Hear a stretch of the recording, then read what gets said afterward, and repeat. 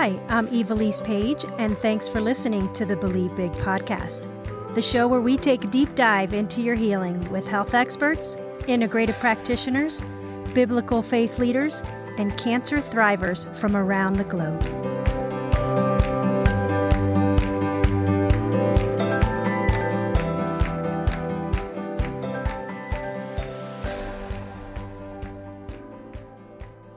Welcome to today's episode on the Believe Big podcast. My name is Ivelisse Page, and it's an honor to spend this time with you. Have you been to a doctor's office with nagging symptoms that wouldn't go away and told that they couldn't find anything?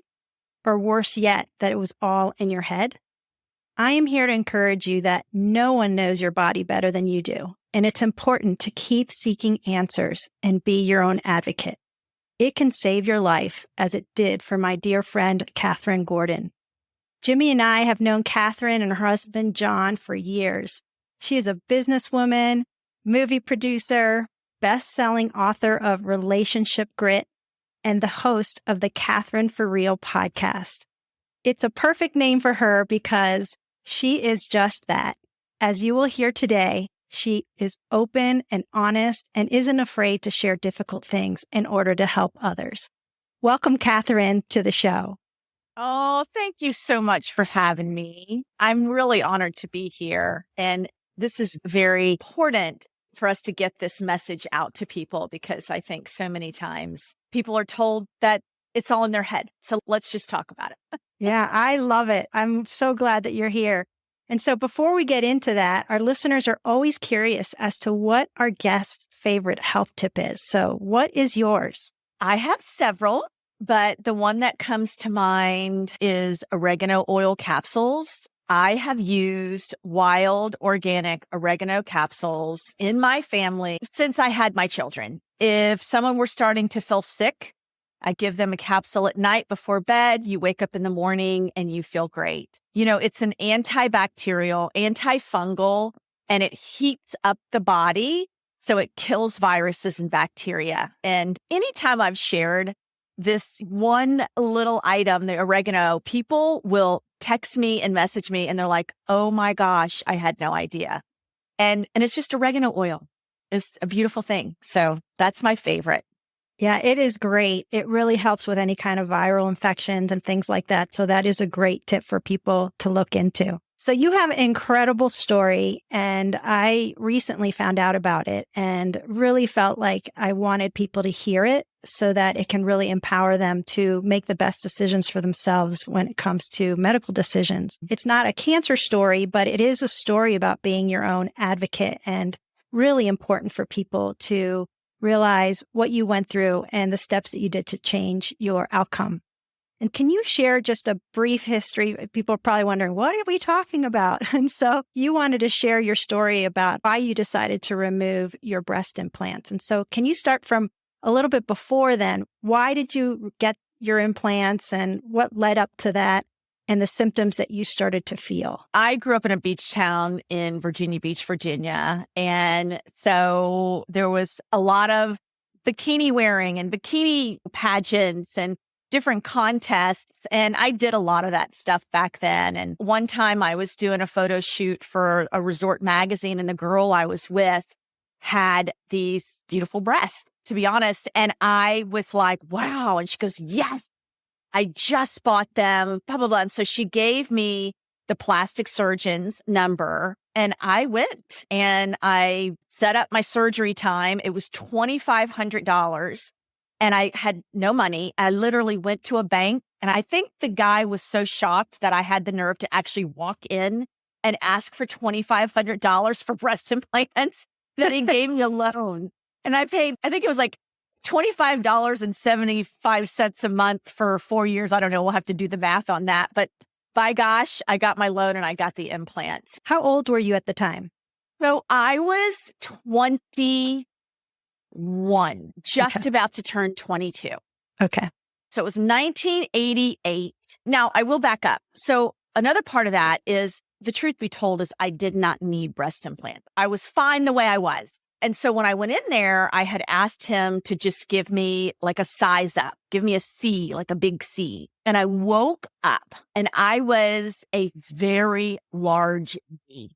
And I was shocked. And he actually said to me, patted me on my hips and said, "Oh, this is good though. I decided that I needed to do them bigger so it would match your hips. So you'd be more proportioned." That could have been a lawsuit right then. I'm 21. I didn't know any better. Anyway, off I went. And it's fine to have that size when you're young and you're in bikinis all the time. So I didn't have a lot of symptoms that I knew of early on. Now, in hindsight, when I look back, I could probably say that that was the issue. But at the time, it wasn't anything extreme.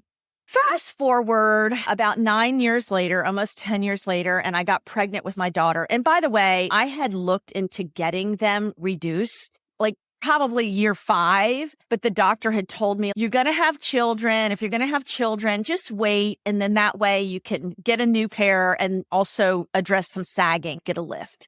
I got pregnant with my daughter. And the big thing for me was that I wanted to be able to breastfeed. And by the way, I gained so much weight with my pregnancy. I was a 38 or a 40F, very uncomfortable. I did start breastfeeding, but very soon into that, I started having issues. I started having chill, and then I would get like a tingling up my neck. And then as this continued through the first month and the second month, and by the way, I did quit breastfeeding my daughter because I had got mastitis on the left side. I think I was about 3 weeks in. And so I ended up weaning my daughter. And of course, that was very depressing because I had planned on breastfeeding until she was 2. And I kept getting sicker and sicker. I was achy all over. It started to be really hard for me to open jars, even screw on the bottle. I was achy. And I started getting a really bad burning in my chest. It was almost like an asthma. I started reacting to everything. I started to get it. These things were coming out of my chest. It was almost like these pus things. And now you got to remember, this whole time, I'm going to all these doctors. I'm going to a rheumatologist. I'm going to a neurologist because I started slurring my words. What did they say to you?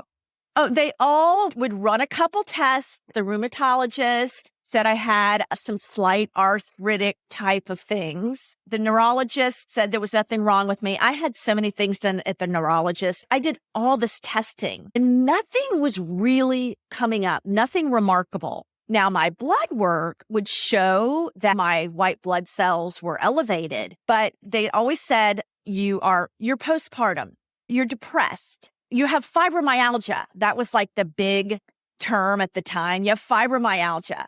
And I kept saying, no, something's wrong with me. I was a very healthy woman before I had my daughter and had these symptoms. Something's wrong. And so this continued for a while. I felt like I was itching my chest. It was like itching from the inside out, if that makes sense. I would almost have to beat my chest. Well, as I would later find out, that was a fungal infection, but there's a whole thing there. And so it was going down my arm, and I finally got to the point where I couldn't lift my head. Now, this whole time, my young husband, we were young, didn't believe me because every time I would come back from the doctor, I would have no diagnosis. I had several bottles of OxyContin because they all just prescribed me OxyContin and just said, go home, take this, you'll be okay. And intuitively, and I thank God for this, I didn't ever take the OxyContin because I think I wouldn't be here today for sure. And so it was like, I started to lose hope. And I know that John now feels really terrible about how he responded during those times. In those days, when you're going to a practitioner and you're going one after the other and they're all saying nothing's wrong, I'm sure it was really hard for him to hear what they're saying and to see you and, trying to probably figure out for himself, is it postpartum or is it something more? What was he thinking at the time? I understand why he was coming from the place he was. He was a young father. He was in law school at the time. And I kept saying to him, please stay home today. I have another doctor's appointment. And he would stay home with our baby. And then I would come home. And again, have no definitive answer for why I was feeling the way I was. And so he did start to think, you know what? I think you might be losing it. And believe me, there were times I would stop and go, am I losing it? But then that other part of me would be, no, there's something wrong with you. How long was this period, Kathryn, of trying to figure this out? The whole ordeal before I got my implants out was about 10 months, but definitely those months 5, 6, and 7 were getting really bad. And he was not very nice to me. And I can say that now because he's the most amazing, loving, wonderful husband. And he just didn't know what was going on. And what happened was I ended up deciding that I didn't want to live anymore. And I knew with that decision, I had gotten to a place where I had finally lost hope. And it's really hard to explain, but I know it so well when I hear somebody who's depressed, or I remember that feeling. Like I always, no matter what, felt hopeful. And I'd finally gotten to this place of where like, I can't go on. And so I ended up one night, I prayed to God and I just said, God, please forgive me for what I'm going to do. And please take care of my new baby. And I just can't go on. And my plan was to wake up in the morning when John left for law school and take those bottles of OxyContin. And that night in my dream, I heard a voice as loud as anything I've ever heard before. And it said, your implants are making you sick. You need to get your implants out. It was like I have chills. Yes. It makes me, every time I think about it. And I woke up and I turned to John and I told him about my dream. And for the first time, he looked over at me and he goes, you know what? I'll leave you. I will second mortgage our home to get my wife back. We were poor as church mice. We didn't have a lot of money, but he's like, I will do whatever it takes to get you healthy again. So I ended up going to this plastic surgeon who's, when I told my friend this, she goes, oh yeah, I think a friend of ours went. They'd start finding out these little stories were happening, but no one was really talking about them. So I went to this doctor and she goes, oh yes, you're about the 100th person that's come in and said this to me. It sounds like one of them is infected or there's an issue. Let's open you up, clean you out, and then we'll put some new ones back in. And I said, you open me up and you clean me out and you close me back up because I don't want to do this. And the other thing I do need to say is back in those days, the doctors never told you that you had to get them replaced. You had them forever. So no one had ever said to me, oh, by the way, you need to get these replaced in 10 years. They actually just put out a law, Kathryn. I was researching last night and it said that the FDA announced a series of changes in October of 2021.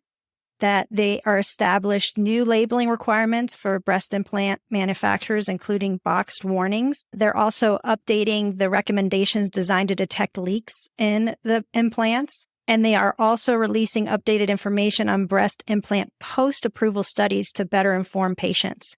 So they are now, all these years later, I think because of stories like yourself, they're adding these things in so that to protect the future individuals. That's interesting. You remind me to tell you about the plastic surgeon that actually put him in because I did contact him. But so what ended up happening is when this doctor opened me up, she could not believe what she saw. So much so that she had them go get a video camera. And I still have that tape, by the way. My implants, both of them were black. And you could literally see some kind of, it almost looked like fingers in the solution, which is supposed to be a clear solution. So now here's the interesting thing. I didn't have any leaks. They weren't leaking. They were completely sealed. So what happened? We still don't know. And luckily they hadn't leaked because when my implants were sent off to be tested, I got a call from the doctor, the researcher that actually tested my implant. His name is Dr. Pierre Blaise, and he was French. And he said, young lady, I just had to hear your voice. He said, I have never met a living human being that had Aspergillus niger living in their body with them alive. He said, if you had ruptured your implant, either one, at any point in a car accident, anything, there is no medicine in the world that would have saved your life, is what he said to me. Wow. And that was back then. And last words, he said, young lady, you have won the lottery. I would just say that God knew that we needed you here much longer, and you're doing great things for him as well and sharing with people so much hope. And so I really feel your purposes here are not over, and there's much more for you to do. Well, it's funny you say that, because one of the things that I did was I made a deal with God. So after I got my breast implants out and I started to heal, back then the internet was just getting going, but I was able to find some groups. There was a woman out in San Diego who had a breast implant illness support group. There were several. It was hard to find them, but once you found them and got in these groups, there were a lot. And so I was asked to do a lot of shows, a lot of magazine articles, documentaries. And my promise to God was that if he would just get me healthy enough to take care of my baby where I could function, I would be sure to just get this message out for free to anybody who needed to hear it. And that's what I've done as much as I can. Amazing. So circle back to that doctor who put them in. What happened when you told him? I ended up, after I got all the test results back, and one of the things that looked like there was some kind of additional liquid that was put in as well into the saline, that it seemed to be popping up. They didn't know what that was. And so anyway, I called his office and I asked the nurses, like, hey, this happened to me. Have you heard about this happening to anybody else? And of course, the nurse was kind of like, we've gotten some calls. So the nurse alluded to me that I wasn't the only one. And shortly after that, that doctor retired. Wow. And there are many listening that have had implants, and especially with Believe Big, that have had to get or have put them in due to a mastectomy. And I firmly believe, as I know you do, that every woman needs to make the best medical decisions for themselves. We all need to weigh the risks of every medical decision personally. For those who choose to keep and use implants, I would like to empower you who are listening with information that you might not know. And the new recommendations for women with silicone or saline implants is to receive an MRI screening for a silent rupture 3 years after the implant surgery, and then every 2 years after that. I've never heard that. And then also Dr. Keneally, who is one of the top 50 integrative practitioners in the United States and specializes in oncology, just recently shared the following after several patients asked about what to do after breast cancer. And she shares this. I usually discuss using fat from other parts of the body for reconstruction.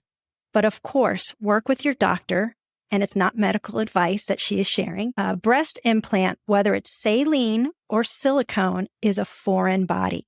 What happens when you put a foreign substance into your body? Your body mounts this incredible inflammatory reaction. Dr. Keneally has seen in some of her own staff, when they've had their breast implants removed, that there is this encasement of inflammatory layers because of the implants. You have all these inflammatory cells that are going in and trying to protect you. Dr. Keneally recommends that you really think twice about putting any foreign body into your system. And so I thought that was great advice from a medical professional, but also makes sense with cancer, especially. You're trying to reduce inflammation in your body, and actually for all diseases. And I was also surprised about that inflammatory response that, again, many people probably aren't told or don't even know. And so I'd like to ask you, how long after the implants were removed did you start to feel better? Because I had been sick for so long, and I did have a systemic fungal infection and a systemic and bacterial infection. So it was, in fact, attacking my brain and organs. And that was part of the reason I was slurring my words. So I was on a lot of heavy antifungals and a very strong antibiotic. I already had a very irritated stomach, almost like an ulcer. And then when I got my breast implants out and I started to have to take those medications, it actually made me super, super sick, until I realized that it was probably the antifungal and it's the medication. I started to do aloe vera water, George's aloe vera water, to coat my stomach.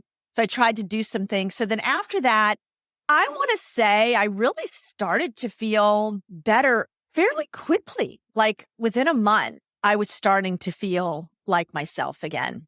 I did want to go back because one of the things that we were talking about with women that have had breast cancer and certainly are wanting to get back to feeling as normal as they can, it makes sense why they would want to get breast implants. Absolutely. But it was always a question that I had in my mind, like you're talking about, well, gosh, we're removing the breast to take away the cancer. This implant is a foreign body, like you said. Your body's natural response is to attack it. It's foreign. Yes. And I have found more so now than back 20 years ago when this happened to me. And this is all of what your podcast is all about. We're at a different time. And so many people now have all these allergies, all these different sensitivities and allergies are popping up. Our food supply, all the additives, all the chemicals in the water, in the air, all the fragrances. There's so many assaults on our body. And then you go and put something like a breast implant in, and it could be a recipe for disaster. And so it is good to know that they are coming up with ways that can restore a woman's natural breast shape without having to put a foreign body. I was just contacted by a nurse who had breast implants. She had breast implant illness and got her implants out. And now she works for a plastic surgeon in Beverly Hills, and they specialize in taking out implants. I'm actually getting ready to have them on my podcast. Fantastic. The awareness is there and it's starting to happen. And another thing I want to point on that you said is when you're talking about the foreign body, it's called a capsule. And a lot of doctors don't know that after you remove the implant that you need to remove the capsule. So that's another piece that the capsule was being left in women as well. And it would have remnants of silicone because even if you have saline implants, the shell is silicone. Yes. So you still have silicone, right? Yes. Yeah. So I think we're on our way to better education and a better way of doing things. Are you ready to be part of something truly transformative? Join us on Saturday, September 13th, 2025 for the Believe Big Cancer Symposium in Towson, Maryland, or from anywhere virtually. This dynamic one-day event brings together leading experts in integrative oncology to share the latest breakthroughs, innovative therapies, and real-world strategies to advance cancer care. You'll hear from top names like Dr. Steve Rawlis, the wellness doctor, Jen Nolan, owner of Remission Nutrition, Dr. Lucas Timms and Dr. Derek Guillory, Root Causes Medical Clinic in Texas, Dr. Michelle Neasley, owner of Chemo and Crayons, and more, including our very own Ivelisse Page. Enjoy powerful panels, an enlightening exhibitor hall, and a delicious organic lunch. Want the VIP treatment? Snag a ticket for priority seating, a goodie bag, and an exclusive meet and greet. Can't attend in person? Virtual access makes it easy to join from anywhere. And this year, you can even sponsor a cancer patient to attend. Visit believebig.org to register, sponsor, or learn more. Let's advance the future of cancer care together. Then, so what advice would you give to someone who is listening and have felt like they have been to numerous doctors and they still don't have answers? This is what I always tell people because to this day, I still have waves of people reaching out to me. And it's really hard, I understand, for a woman to spend the money and go through this surgery to remove their implants when they can't pinpoint if that was the reason or is the reason they're sick. And I can't give them that answer. And I don't think the doctors really can. But here's my thing. From a logical perspective, it's still going to make you healthier. If you get the implants out and you're still having symptoms, you at least have done one part to help yourself and your immune system get balanced. And I'll be honest, I haven't met so far one woman who has told me that removing her implants was a mistake. No one's ever said that to me. Now, do women worry about what they're going to look like after implants? Absolutely. And that is why so many won't get them out. So I have something that I did. Again, I think it's a God thing. And I really think it helped me a lot. And I shared this with a couple women. And then I had one other woman say, yes, it worked. So it's this. Once I got my implants out, I think it was about a month out, and they wrap you really tight with the ACE bandage. So if you think about it like this, it's common sense. You're taking this implant out. And so now there's the empty space, and it's now going to be tissue to tissue so that it fuses together. So the tendency is for it to lay flat, right? Because it's got that, what was something large in there. So I ended up seeing a Chinese cupping. He was a Chinese doctor, and a friend of mine had brought him in from China. You don't even have to do this now. Now you can get cupping up the street. You can do it yourself. This is way back when it was like taboo. But he actually did cupping around my breast and like almost pulled up the tissue in a way, broke it up and broke up the scar tissue, that it ended up making me look normal, like it wasn't so flat to my chest. So I always recommend women do that. So that's a little trick. I can't give you any scientific studies. It kind of makes sense, right? It really does. And I know the benefits of cupping for health reasons, and it does add blood flow into the area. I think Michael Phelps made it popular before his Olympic trials. You see all the octopus marks all over his back, but it really helps with blood flow and actually lymph drainage and all of those things. So that really makes sense. I also want to encourage people with what you said. You just kept searching for answers. I also like that you sought God for help. And for those of us who are believers, we have the Spirit of the living God living inside of us. It says we have the mind of Christ. So if we have the mind of Christ, he has the answers for us. We just have to ask. And so many times we try and do it all ourselves. And meanwhile, he's waiting patiently and he answers us every time. And so I just didn't want that aspect to slip by someone because that was so powerful. And like you, for myself as well, before I was diagnosed with cancer, I had all these weird symptoms too. They thought I had fibromyalgia. They thought I had MS. I had all these scans, tingling along my back.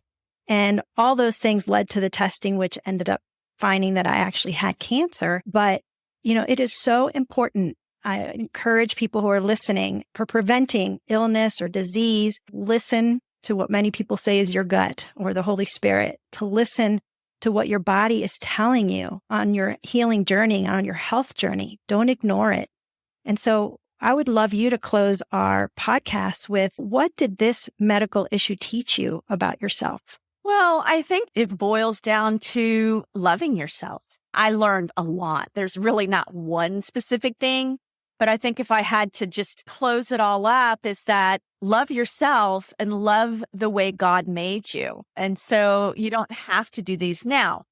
In the event that you have a mastectomy and you are wanting to get some natural shape, I understand that. And I do think now with all these new procedures and the fat transfer, there are ways to make that happen. In general, it's listening to yourself. Your body does tell you. And like you said, it's the body of Christ. He's with us. Normally, the message, we're being given the message and you have to just pay attention to it. Yes, I agree. Yeah. Thank you so much, Kathryn, for being on, for being transparent, for sharing your story. And I know that those are listening really gained some incredible insight because of your story. And so really thank you for sharing it with us today. Oh, I want to add something. I did something called Monsters Inside Me. So there is an episode if somebody would want to go watch it. And funny enough, you can't find any advertising for the US part, but the English one is still up. But I'll tell you this, it's Monsters Inside Me. And that's it was the Discovery Channel. And the name of the episode is called Something's Eating My Son Inside Out. But my story is in there and it's season 3, episode 2. And so I know you can still find it. Anybody is welcome to reach out to me if they have questions. My Instagram handle is at Kathryn Gordon. It's KathrynGordon. And I would be glad to answer any questions or direct you to somebody if I could possibly provide a resource for you for free. I would gladly do it. So. Thank you so much. Yes, we will add all of those links to your website, to your books, so that people can get in touch with you and the resources that you just shared. So thank you so much. Thank you for having me.